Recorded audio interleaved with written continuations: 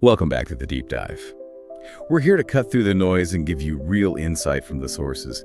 And today, we're looking at travel, specifically getting away from that frantic, checklist-style trip. We're focusing on mindful travel, how you can turn a journey into something, well, deeper, a conscious path to discovery, well-being, maybe even some internal growth. Yeah, it's a really needed shift, I think, because let's face it, a lot of us approach vacation like it's another deadline, another project. But mindfulness in travel, it's actually quite simple. It's just being fully present, aware of where you are, what you're doing, and crucially, doing it without that constant self-judgment or, the anxiety that often comes with travel logistics.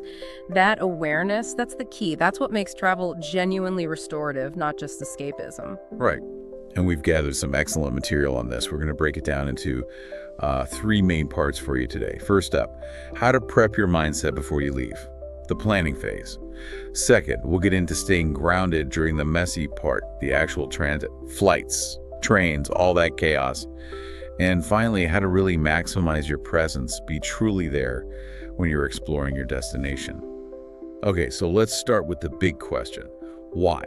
Why put in the effort for mindful travel? Seems easier to just, book a beach chair and switch off. Well, the sources show the payoff is pretty big, actually. It goes way beyond just feeling a bit more relaxed. It's not just a feeling either. There's data.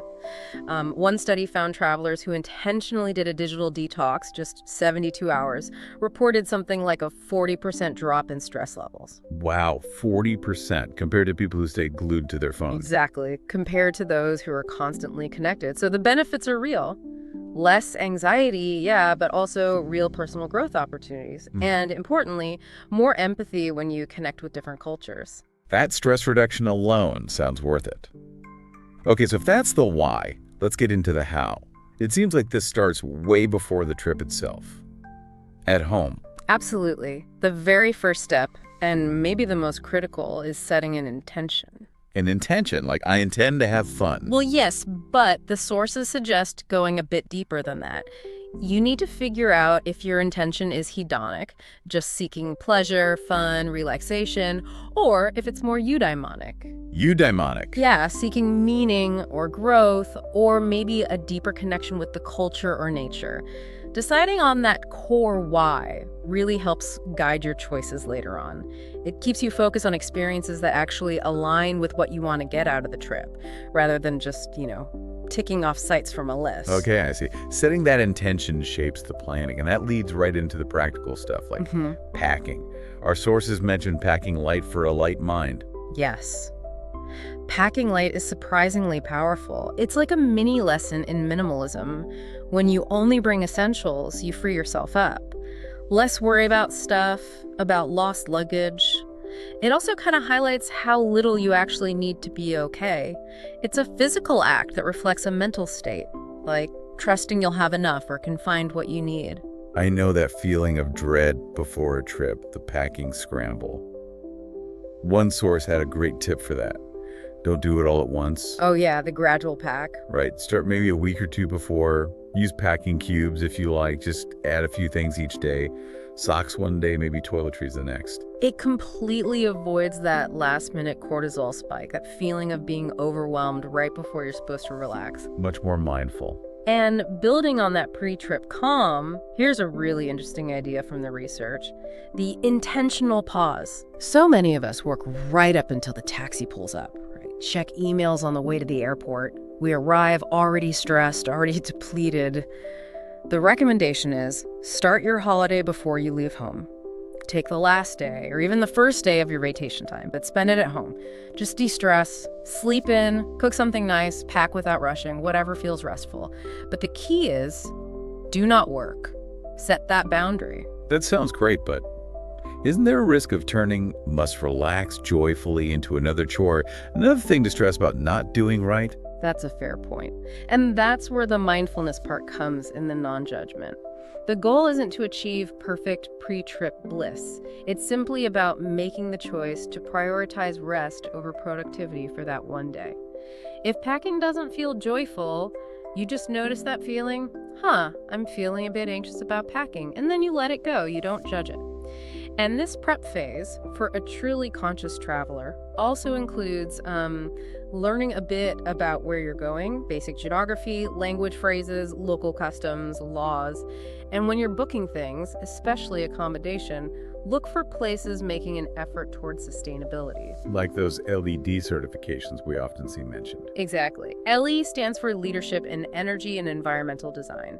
Choosing a LEED certified hotel, for instance, means it meets pretty strict standards for green building, things like water conservation, waste reduction, energy efficiency. It's a practical way to weave that deeper intention, maybe for sustainability, into your actual travel choices.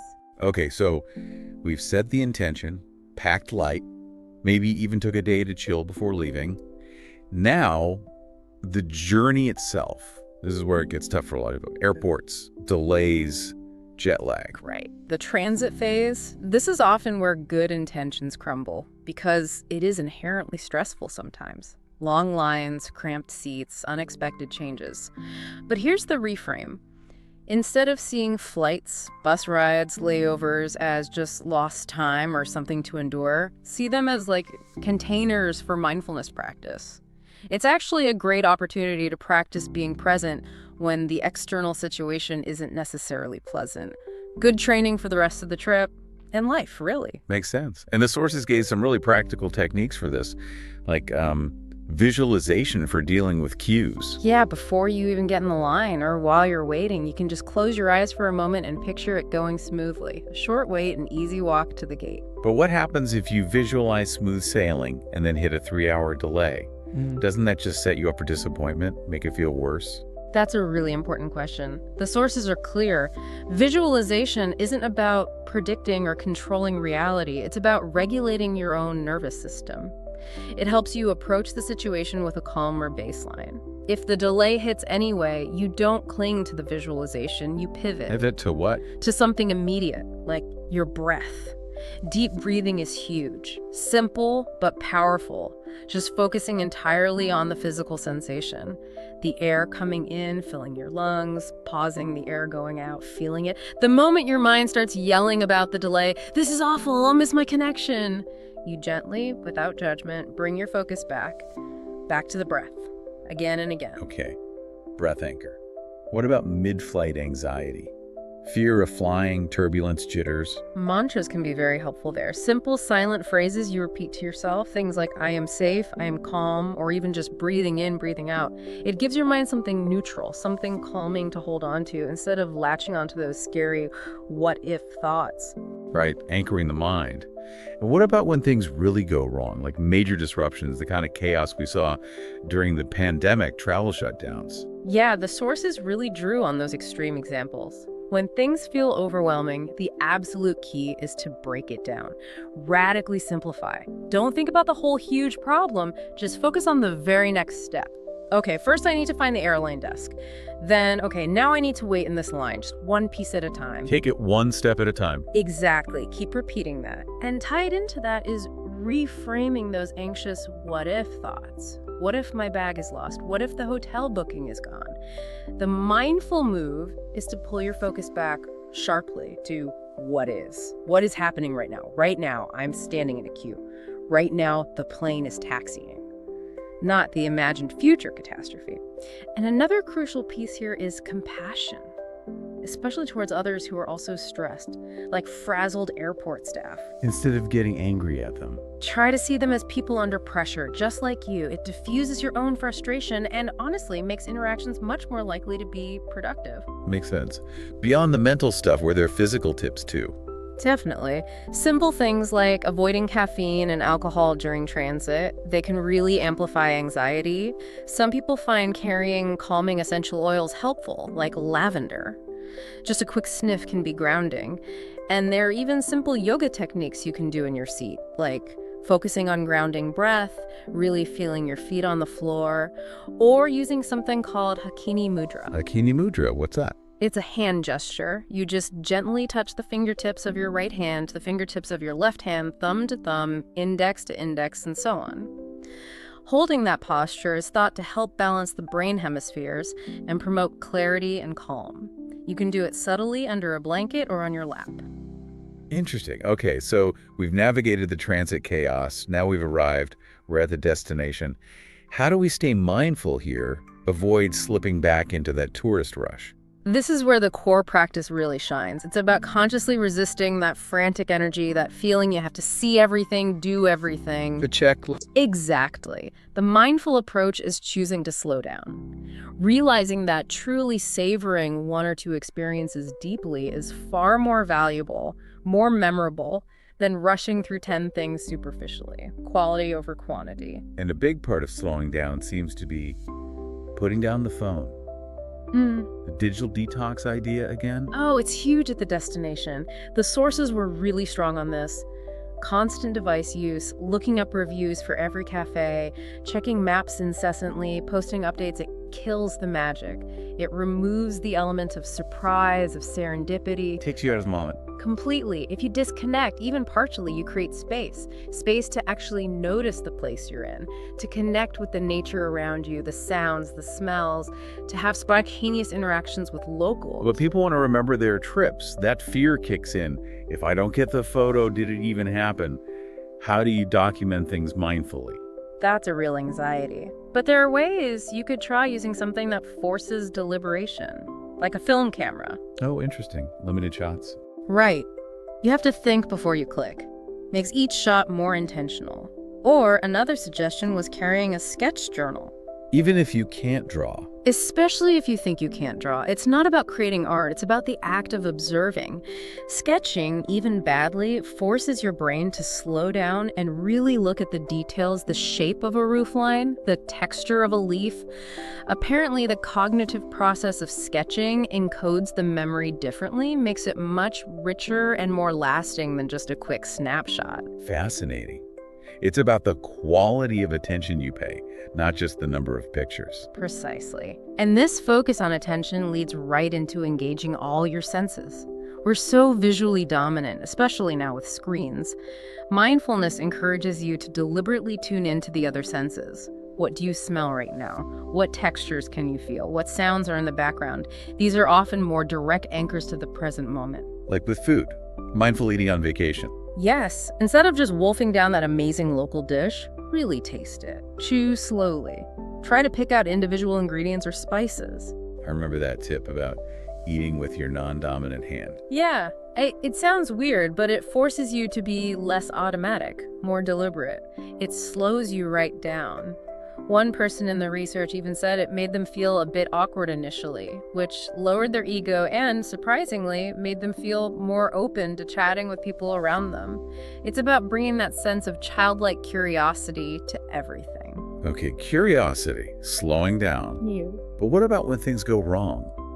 Plans fall through, restaurants are closed, trails are fogged in. That's usually stressful.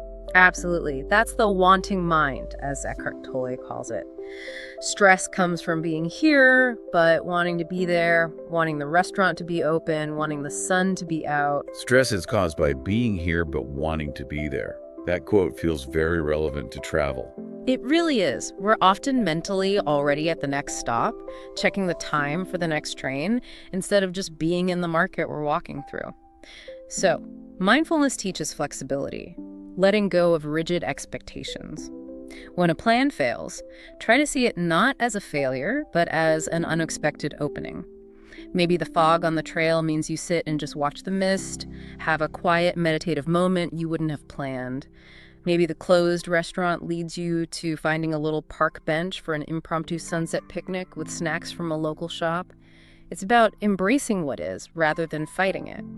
Shifting perspective.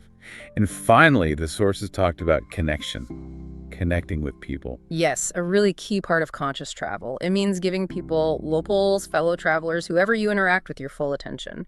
Put the phone away when someone's talking to you. Listen actively, ask questions, be genuinely curious about their lives. And remember that supporting local economies is part of this too. Choosing local guides, buying from small craft shops instead of big souvenir chains. That's mindful interaction with the community. It really paints a picture of travel not just as a break, but as an active practice, a way to grow internally while discovering externally. Exactly. It reframes the whole experience. So wrapping this up, what's the big takeaway from all these sources on mindful travel. I think the most profound insight, really, that came through again and again is how practicing mindfulness during travel seems to change our perception of time. People reported their vacations feeling longer, fuller. Not just fleeting moments, but a richer, more substantial experience. They came home feeling genuinely fulfilled and renewed, not just like they needed another vacation to recover from the vacation. That feeling of time slowing down, Yeah. that's powerful. It really is. And it leads to, I think, a really important question for everyone listening. If being present, intentional, non-judgmental for just a week or two of travel can actually make time feel richer and slower, what could happen if you started weaving those same practices into your everyday life? The deep breaths while waiting in line at the grocery store, setting an intention for your day, accepting the unexpected traffic jam without judgment. Could you perhaps make your whole life feel a bit longer, a bit more fulfilling, like one continuous mindful journey? That's definitely something to think about, a challenging and inspiring thought to take with you, whether you're planning a trip around the world or just navigating your day tomorrow. Try these ideas. Travel mindfully.